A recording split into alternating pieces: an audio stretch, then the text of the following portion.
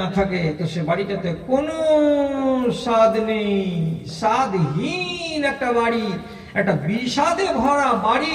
এখানে টেস্ট বলে কিছু নেই, এখানে আনন্দ বলে কিছু নেই। তাহলে আল্লাহকে কত বড় নিয়ামত বানিয়েছেন। এই নিয়ামতকে নিয়ামত হিসাবে থাকতে হবে, আর এই নিয়ামতকে আপনাকে নিয়ামত হিসাবে রাখতে হবে। দুটোই কথা আছে। ও যদি থাকতে না চান নিয়ামত হয়ে, আর আপনি যদি রাখতে না চান নিয়ামত করে, তাহলে পরে আপনারা দুজনই দোষী।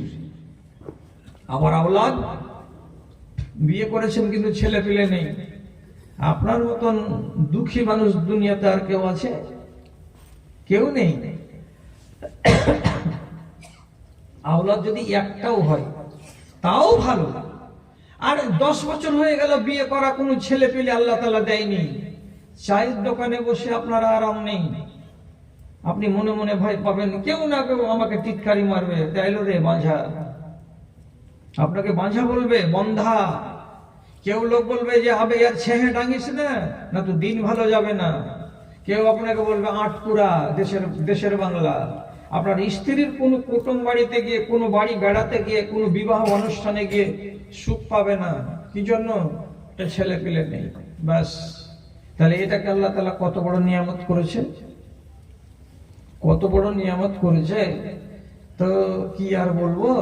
25 বছর আগে, 30 বছর আগে যখন রেডিও চলতো দেশে, তখন আমরা 30 বছর আগে নতুন নতুন মৌলবি, তো গ্রামে গঞ্জে রেডিও বাজতো, তো শুনতাম একটা অ্যাডভার্টাইজ বাংলাদেশ থেকে। ওটাতে অ্যাডভার্টাইজটাতে বেশি ছেলে যেন না হয় বাড়িতে, তার জন্য একটা অ্যাডভার্টাইজ করতো। ওই অ্যাডভার্টাইজটাতে শুনেছি, তো তাতে জ্ঞানের কথা পেয়েছি। ওতে বলতো কি, আজকে আমি কি বলছি 30 বছর আগেকার কথা। বন্দনা করিতে আমার অনেক হবে দেরি, মন দিয়ে শুনবেন সবে জন্ম নিয়ন্ত্রণের জারি। ছেলে পিলে না থাকিলে লোকে মন্দ কয়, আবার অধিক সন্তান হইলে লোকে বুদ্ধি নাশা কয় রে, বুদ্ধি নাশা কয়।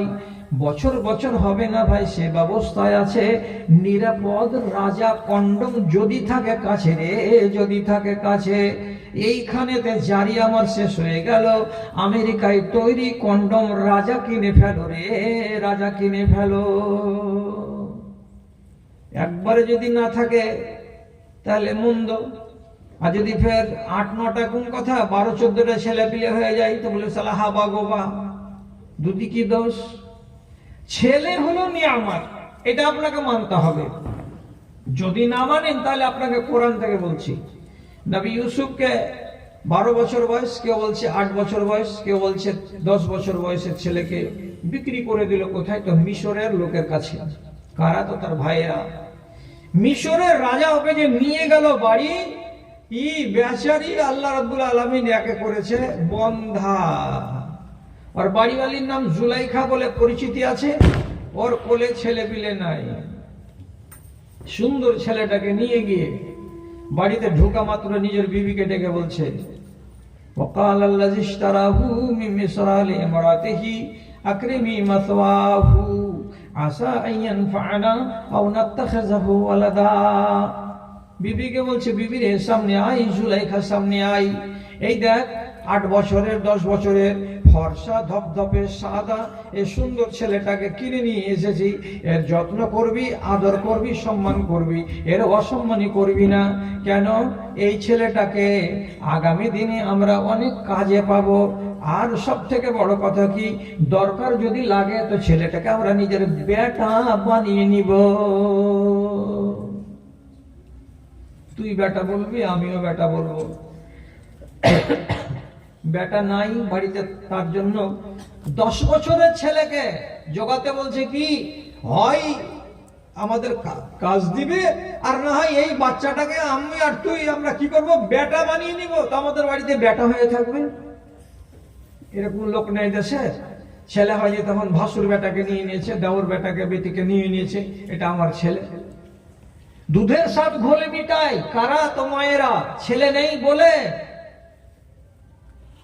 শেষে ঘটনা অন্যদিকে চলে গেল, বেটা হতে পারলো না, অন্যদিকে চলে গেছে সেই ঘটনা। এখানে সেই ঘটনা আমি বলছি না। মুসা নবীর মায়ের আলোচনা আছে সুন্দর, ভালো আলোচনা আছে কোরআনে। এই মূসা নবীর যেবার জন্ম হয় সেই বছরই আইন হয়েছিল ফেরাউনের দেশে যে আপনার এই দেশে একটা বেটা ছেলে এবছর জন্মগ্রহণ করবে, সেই বাচ্চাটা আগামী দিনে আপনার রাষ্ট্রকে কেড়ে নিবে, আপনাকে তালকানা করে ছেড়ে দিবে। বাচ্চাটা এবছরই জন্মিবে, আমি নক্ষত্র দেখে বলতে পারি। তো গণকদারে বলল যে এই বছরই একটা বাচ্চা বেটা ছেলে জন্মগ্রহণ করবে। তখন ফেরাউন বলল, না রহে বাঁশ না বাজে বাঁশরি, বেটা ছেলে যত জন্মিবে মিলিটারিদেরকে গায়ে গায়ে পাড়ায় পাড়ায় টোলায় টোলায় দায়িত্ব দিয়ে দেওয়া হলো। যেমনি কোন বাড়িতে ছেলে হয় দৌড়ে গিয়ে খোঁজ নেয় বেটা না বেটি, যদি বেটা হয় দরবারে নিয়ে গিয়ে বাচ্চাটাকে জবে করে দেয়। একটা দুটা জবে করেনি, হাজার হাজার বাচ্চাকে জবে করেছে। আর মানুষ কি বলে কথায়, যেখানে বাঘের ভয় সেখানে সন্ধ্যা হয়। ওই বছরই জন্মগ্রহণ করলো কে? তো নবী মুসা আলাইহিস সালাম। ওর মা বাচ্চাটাকে ঠিকঠাক করে দুধ দেয় না, একবার দুধ দেয় তো পার্শ্বে রেখে দিয়ে খালি কাঁদে আর বলে, আল্লাহ এই ছেলেকে দুধ খাওয়াবো তো ভালোবাসা বাড়বে, মোহাব্বত বাড়বে, হয়তো আর 8 দিনের পরে 3 দিনের পরে কে খবর দিয়ে দিবে, বাচ্চাটাকে নিয়ে যাবে আর আমার চোখের সামনে বাচ্চাকে আমার জবে করে দিবে। বেটারে তোকে দুধ কেমন করে খাওয়াবো না তো তোকে কেমন করে ভুখা রাখবো, সবই চিন্তা ভাবনা করে। আল্লাহ তাআলা তখন ওকে বলছেন মুসা নবীর মাকে কি কথা, ওয়াওহাইনা ইলা উম্মি মুসা আরজিহি ফাইজা খিফতি আলাইহি ফালকিহি ফিল ইয়ামি ইন্নী রাদুহু ইলাইহি ওয়া জাইলুহু মিনাল মুরসালিন। হে মুসা নবীর মা, আমি আল্লাহ তোমাকে বলছি, তুমি আমার কথা শুনো তো আমি তোমার কথা শুনবো, তুমি আমার কথা শুনো তো আমি তোমার কথা শুনবো। আমার কথা কি তোমার কথা কি? আল্লাহ তাআলা বলছেন বাচ্চাটাকে নিয়ে আর টেনশন করতে হবে না,